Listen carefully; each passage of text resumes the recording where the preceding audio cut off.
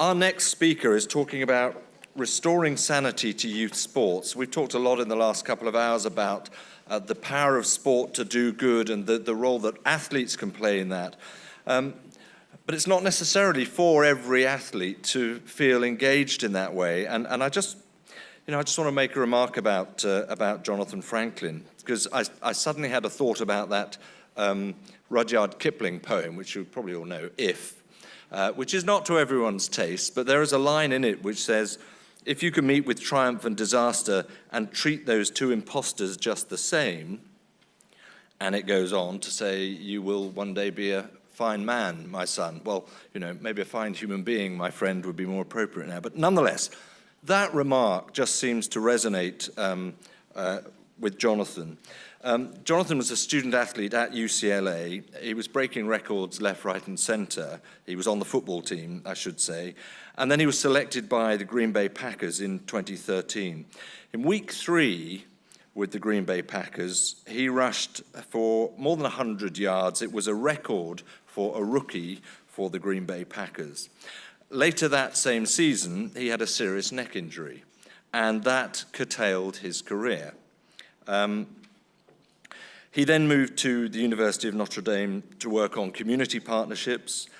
He's now in his 3rd year at the LA Rams, where he's director of the Community and External Relations program. So his journey is just the most extraordinary journey, and it's great that we have you with us today, Jonathan, to talk us a little bit perhaps through the journey, but also what you're doing now. Ladies and gentlemen, Jonathan Franklin, thank you.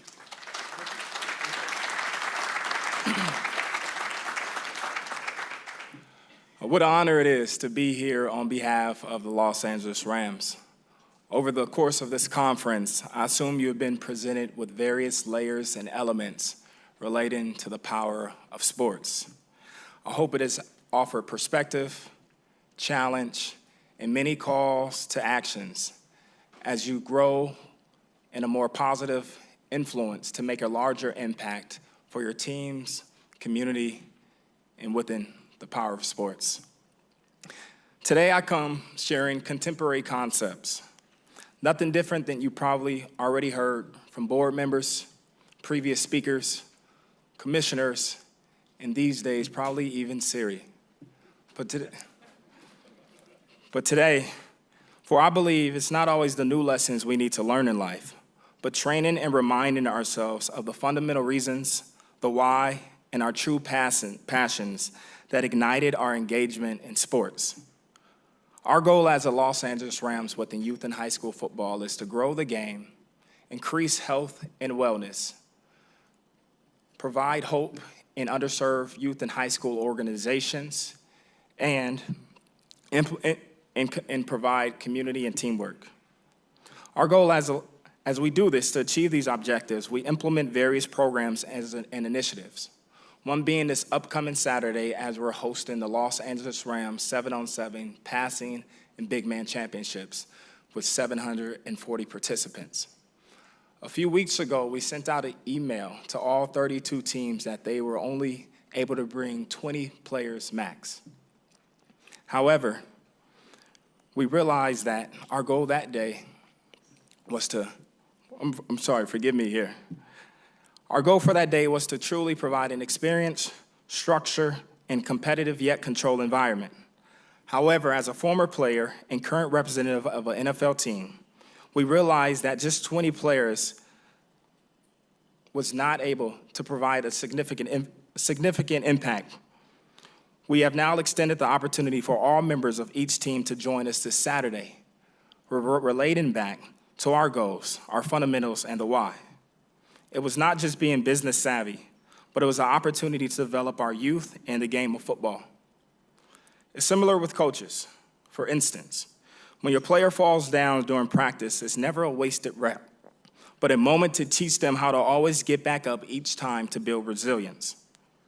I recall a current NFL head coach speaking about his high school quarterback coach. While dropping back during a quarterback drill, his coach was yelling each time, "Stand tall." Of course, he was teaching him how to stand tall in a pocket for his technique, But this wise coach was teaching him in life, and still 35 years later, through adversity, success, and everything else in between, stand tall. The Los Angeles Rams coaches and everyone in this room, we have a job. For you look around, you have seen controversial news, reports of CTE, heightened risk of concussions, health and wellness, and protests with the national anthem. As the Los Angeles Rams, the NFL, and members in this room are combating these stories with solutions and data, it's also on us to change the narrative and share the power of sports, such as inclusion. The next World Cup game you watch at a restaurant, bar, or lounge, I hope you notice the diversity amongst the religion, culture, and race that this amazing sport is bringing together. As you go into underserved communities, please stop and become aware of opportunities sports is giving young men and women to direct their energy to something positive. Lastly, the transferable life skills that we all obtain participating in sports that guides us into our professional career. Growing up in the inner city of Los Angeles, I was a young man that received stories of friends falling victim of the inner city. To the game of football was introduced to me and led me to one day receive a scholarship to attend UCLA. As you heard my story, over my time at UCLA, I was presented an opportunity to intern with former Mayor Antonio Villaraigosa, which led me to major in political science. I left UCLA in honors, majoring in political science, and breaking 4 records, one being the all-time leading rusher.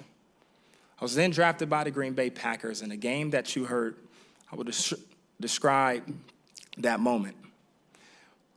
Green Bay Packers versus Minnesota Vikings were playing at Lambeau Field. It's a time, a special moment, the 12th game of the season, playing for playoffs. We call this the first play of the game, first quarter, and I'm back at kick return.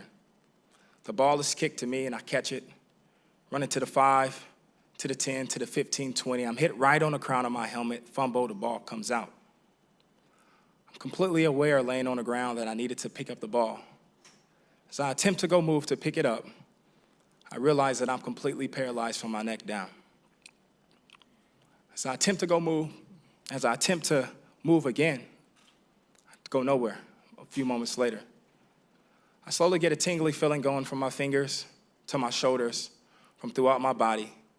I'm slowly able to get up and walk to the sideline. So you imagine the doctors would sit me into the locker room. Before fully walking into the locker room, I took a look back on Lambeau Field. Little did I know that would be my last time ever looking back as a Green Bay Packer player. Just 12 games in, my rookie season, I was forced to medically retire from the NFL.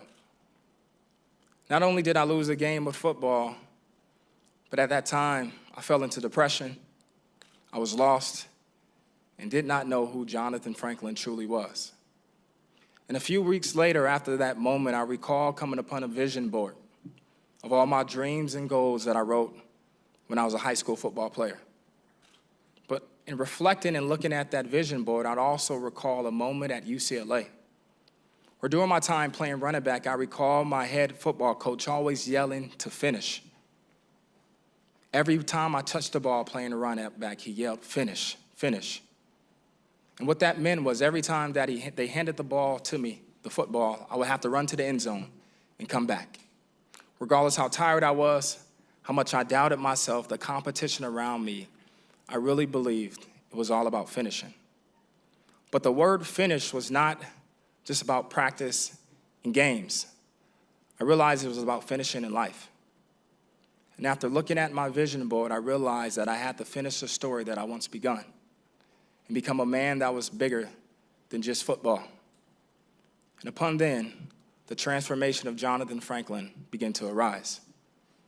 Moving on and working in the front office of the Green Bay Packers, then to the University of Notre Dame, and now going on to my 3rd season as executive for the Los Angeles Rams.